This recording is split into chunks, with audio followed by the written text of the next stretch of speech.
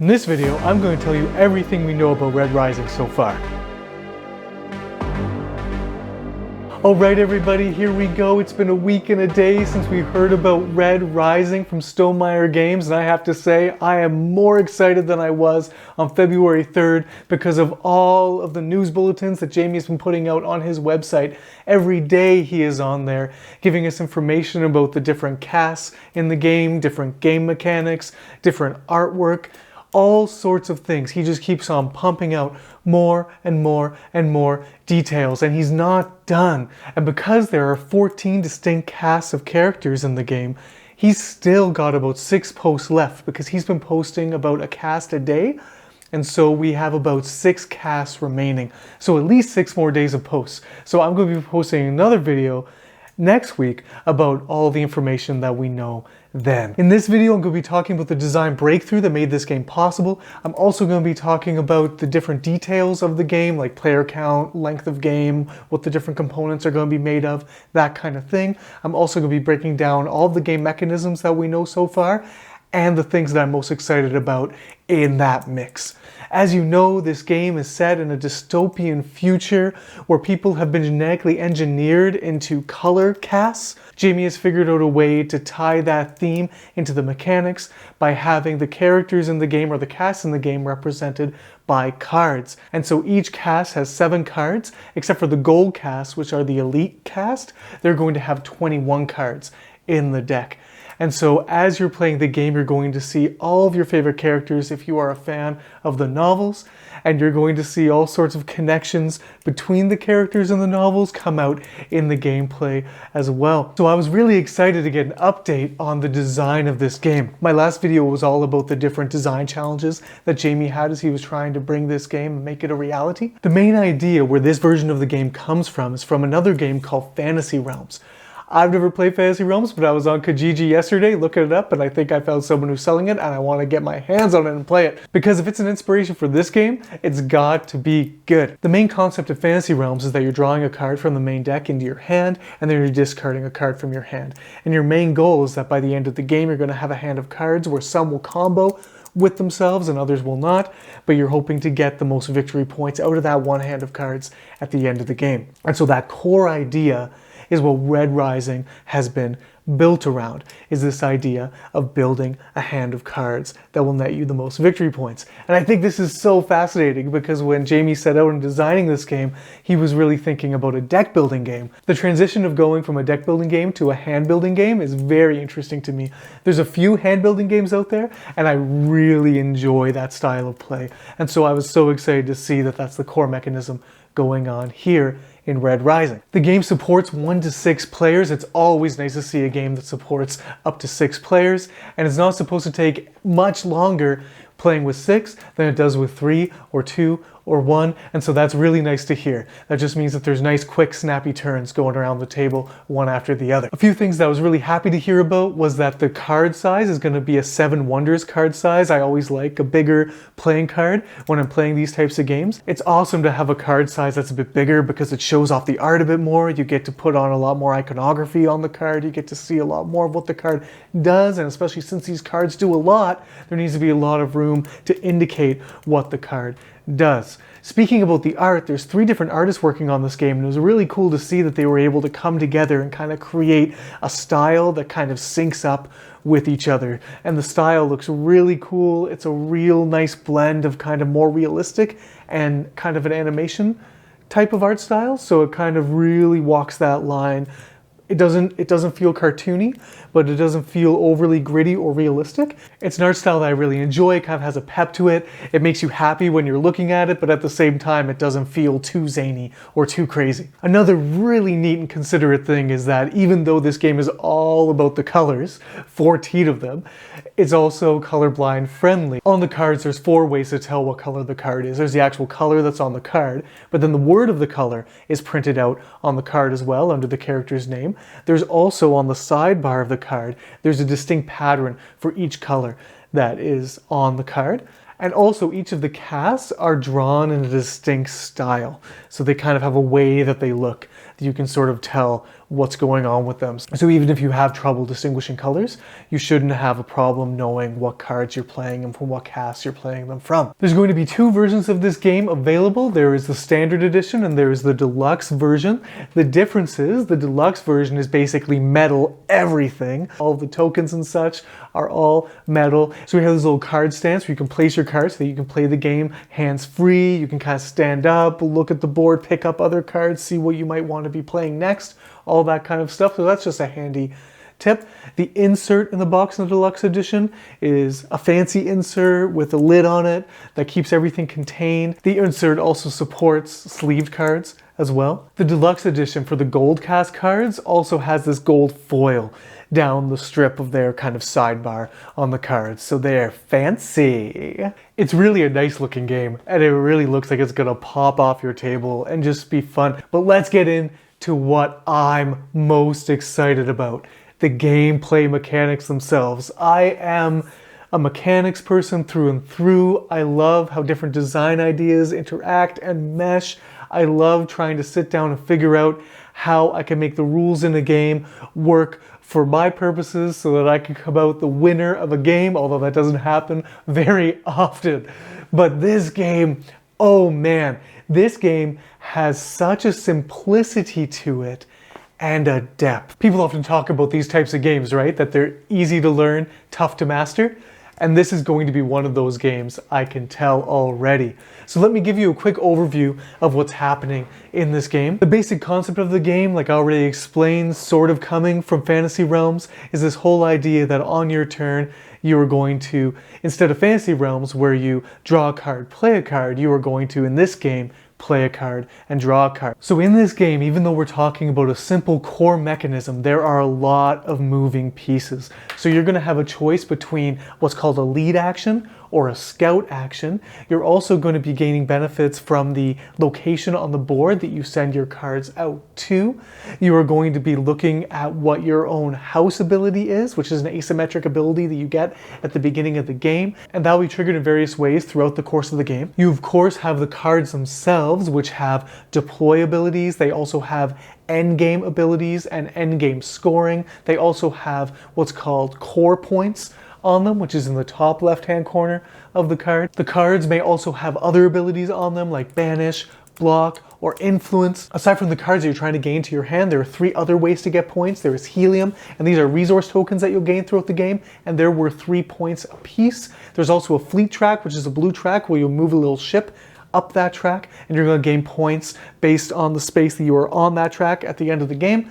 There is also the influence track, and this is where you're going to be putting influence cubes throughout the game. And if you have the majority there at the end of the game, you're going to get 4 points apiece for each influence cube you have there. The person with the second most is going to get 2 points each for each influence cube there, and everybody else will get 1 point each for their influence cubes there. So with all these different things going on, there's a lot of room for possibility and tension, which I think is such a beautiful thing in a game like this. At the beginning of the game, players are going to start with 5 cards in their hands. These cards are going to have characters from the different colors or casts in the game.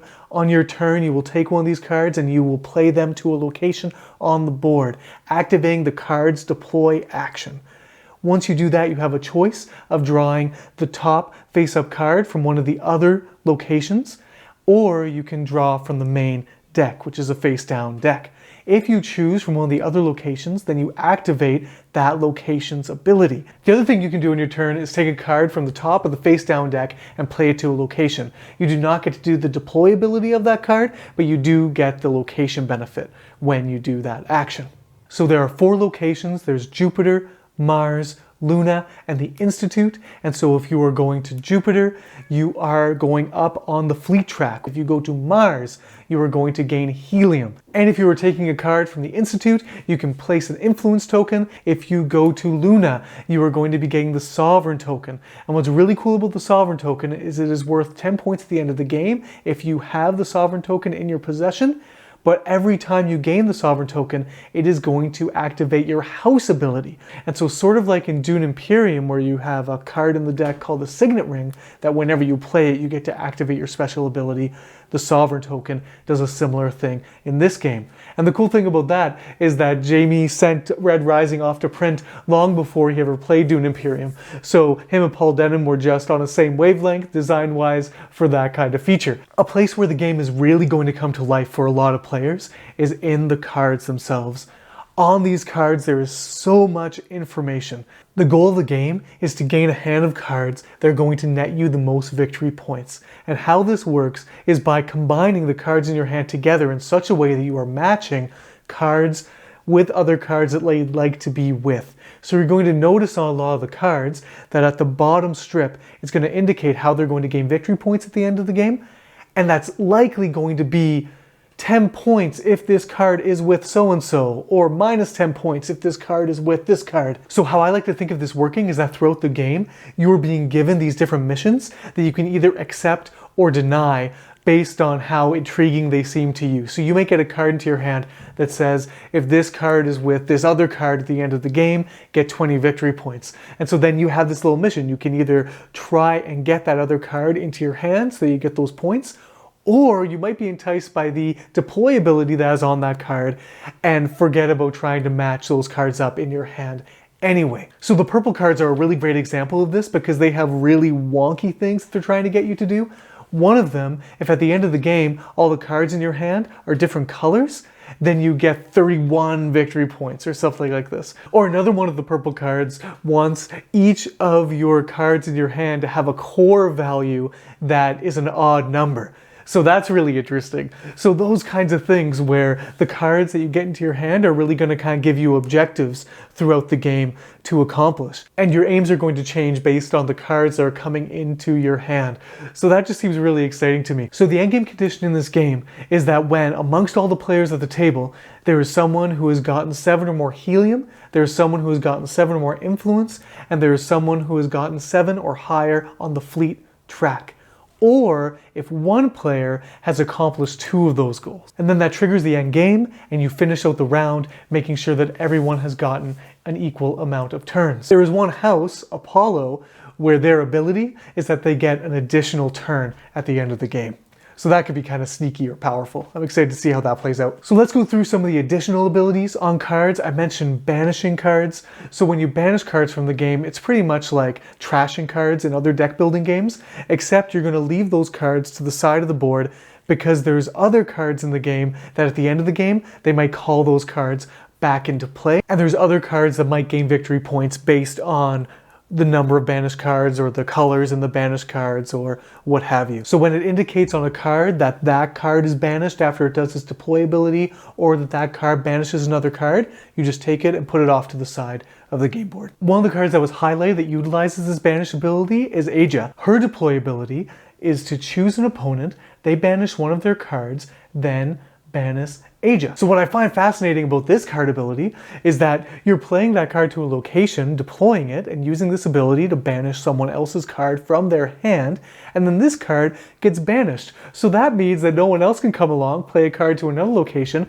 and then take Aja back into their hand to do the same thing to you. So I think that some of the ways that these cards are going to combo and some of these moves are going to take away options from players to do similar things that were done to them later on in the game is really interesting. It's really fascinating to see. And again, I want to see how that plays out. There's going to be cards like the White Cast, which have a block ability. So they do not have a deploy ability. These cards just sit in your hand, and when someone's going to do something attacky against you, you just reveal that card from your hand. So that's a really cool thing to set up to have this kind of defensive deck. It's all going to depend on if you can combo those cards in such a way that they're actually making points for you. You can, of course, play these cards to a location, but you won't get a deploy ability for doing that. All the cards, like I mentioned before, have this strip at the bottom that indicates how they'll score at the end of the game.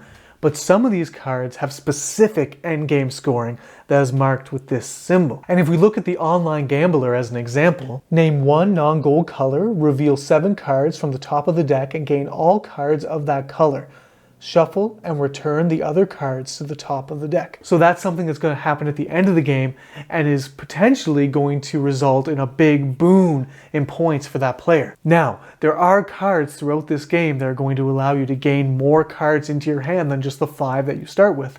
It's not always going to be a situation where you're just playing a card, picking a card up and always having 5. there will be cards that will get you other cards into your hand. And so what stops a player from just getting more and more and more cards into their hands that combo together? There's points on the cards as core points, and then there's the points that they get for comboing with other cards that are in the hand, and all of a sudden you have a hand size of 15 cards and you are just mopping the floor with everybody. So Jamey and Alexander, instead of putting in a hand limit, they decided to do something a little more organic, which I think is really neat. So instead of just saying you can have no more than blank cards in your hand, if you have more than 7 cards in your hand, every additional card above 7 is going to earn you minus 10 victory points at the end of the game. So you can have a big hand, but it's going to come at a cost. So it's going to come with this tension when you're at 7 cards. Are the points that you're going to make by adding an additional card to your hand going to be over and above minus 10 points that you're going to earn for having an additional card in your hand? So weighing all of these options on the fly is going to be really fun. If you're drawing a card from the top of the main deck, you're not activating a location ability. And so instead, you roll the rising dice. Rising dice, let's figure it out. And what this has, it has 4 faces that correspond to each of the 4 locations. And then there's another 2 faces. One of them, when you roll it, you draw another card from the main deck and you place it in a location, doing that location ability. And then the other one, you simply banish the top card from one of the locations. So it keeps what people might consider a boring turn kind of fresh and fun. It livens it up a little bit.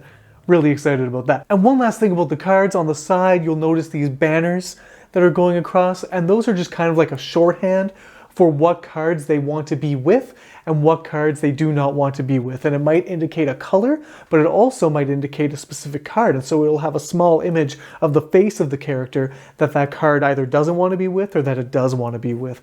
So just another help or aid as you're quickly trying to make decisions throughout the game. So there we have it, Red Rising, a mighty game in a small-ish package. This is my kind of game. I love a game with a simple rule set that really gets meaty very quick. And what I see in Red Rising is that these colors or these casts, they really have their own distinct flavor. So you can kind of, based on your preferred play style, you can go into the game and you can really seek out those cards that really lean themselves into your play style. Or you can always challenge yourself game after game with trying new combinations, different strategies based on what all these different cards do. Maybe I want to leverage the yellow cards, which are kind of the doctors in this world. They do a lot of endgame scoring to do with banish cards. Or maybe I want to leverage the purple, which have those wonky endgame scoring abilities, and so my whole game is trying to figure out this puzzle of making sure that I have all different cards in my hand. Or maybe I'm going to employ a strategy where I'm just getting really high core value points into my hand and I'm rushing the end game as fast as I can. There's all sorts of ways to go in this game, and I'm so excited to see what else is in store for us based on the different card colors and their abilities. And the fact that it plays quickly is no marks against it. I am just so excited to get my hands on this. This is a must-have, insta-buy for me, for sure.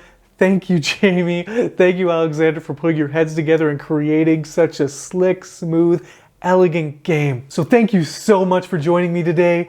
If you're not subscribed to the channel, please consider doing so. Hit the notification bell, like the video, share the video. Spread as much joy about board games as you possibly can, especially about Red Rising.